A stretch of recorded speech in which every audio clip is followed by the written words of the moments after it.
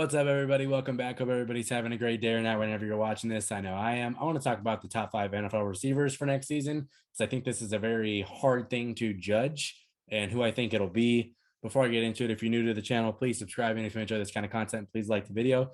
But here is my top 5 NFL receivers for next season. This is merely a prediction. It's probably going to be wrong. So if you disagree, that's completely fine. Let me know your top 5 in the comments. Okay. Top 5 receivers.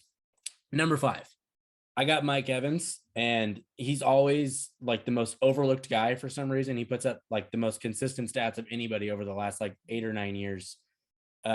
Chris Godwin's coming off of his ACL injury, so I think there's going to be a little bit more targets up for Mike Evans. Rob Gronkowski has not decided to come back yet, so there are more targets to be picked up. So I think he's going to have a good year, and it's also Tom Brady's probably his last year, so he's going to want to go out with a bang. They lost some O-linemen, so I don't think they're going to be able to run the ball as well. So I think that they're going to be very, very dependent on Evans to make big plays, and he's a big play machine. That's what he does. I think his stats, this is my prediction for his stats. I'm going to do these in, let me just as a disclaimer, stats don't like prove who is better than one or another. They're an option to help an argument. But anyway, so if I have one guy's stats higher than another, but he's lower on the list, that's not the point, because talent is something else too.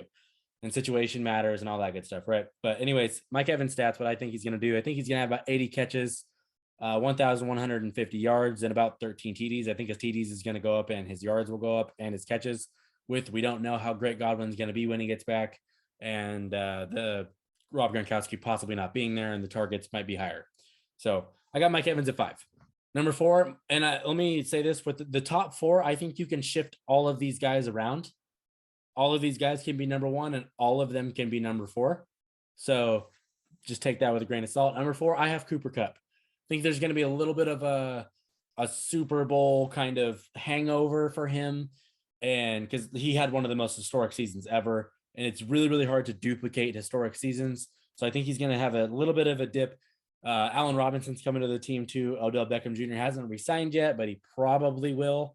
But Allen Robinson is significantly better. He just has had horrible QB play for the last few years of his career, and that's a great second option to have. So I think he's going to command some targets for sure. I think Cooper Kupp stats are still going to be really, really good though. I think he's going to have about 100, 115 catches, 1,400 yards, and probably 12 to 15 TDs. Somewhere in that range. He's probably going to have a great year. Number 3 might be controversial because he's been possibly the best receiver in the league the last couple of years, but I'm going to put Devontae Adams at 3 for this season. And this is why, though. I think he's going to a situation where there are more weapons that he's ever really had around him. Hunter Renfrow is an excellent receiver. Darren Waller is a great tight end. And Josh Jacobs is a solid running back. The only thing with the Raiders is I don't think their O-line is very good. So the time to throw the ball might be lower than what he's had with Green Bay, because Green Bay's offensive line has been better. And let's be real here. This is Derek Carr. This is not Aaron Rodgers throwing the ball. So that's going to take a little bit of a dip there. But I would have his stats somewhere around 105 catches, 1,250 yards, and about 12 TDs. I still think he's going to have a great year. I just don't think it's going to be like a 1,500 yard, 15 touchdown, 120 catches kind of year. Number 2 is my favorite receiver in the entire league. So I'm going to try and remove my bias for this, but here's why I've got Justin Jefferson at number 2. They just got a new head coach that is offensive minded. I think it's Kevin O'Connell. I could be wrong on that. I'll fact check that. Okay, Kevin O'Connell is the coach. He was the coach for I think he was offense coordinator with the Rams, and he's been working with them for a while. He was one of the big reasons Cooper Kupp had such a crazy season last year was his offense. And I think Justin Jefferson is finally getting a coach that is offensive minded and wants to throw the ball. So I think he's going to have a crazy good season. He's already been insane his first 2 years in the league. So I think with the change in scheme and really buying into being more pass heavy and being more like chunk play and being an electric offense rather than like, let's run the ball on first and second down and then figure out what we have to do on third. So I think he's going to have a great year. Justin Jefferson stats, I have it at about 120 catches, 1,700 yards, and 13 TDs. I think he's going to lead the league in yards. I think that's going to be the big thing here because I think he is better than Adam Thielen, obviously. And he's going to be, with the ball a lot in this new offense. Now, number one, I think this guy shocked a lot of people with how great he was last year after an awful preseason for him. But he was fantastic last year, had one of the best rookie seasons ever. Jamar Chase, I think he's going to be the best receiver in the entire league this year. I think his talent is there. I think he'll shore up his drops. I think the offensive line for the Bengals got better, so Burrow's going to have more time to deliver the ball to him. That's a big deal. He's electric as anyone to ever step on the field. Like, he can take a play from a 2-yard gain to a 90-yard gain. That is the kind of player he is. He is a balls to the wall kind of receiver, and it's impossible to cover those guys because he's a great route runner. He can jump for anything. He can juke you. He has everything you need as a receiver, and now his quarterback's going to have time to throw the ball. So I think that's going to make him a lot more dangerous this season. I got his stats at about 95 catches, 1,600 yards. I think he's a very big play guy, and 15 touchdowns.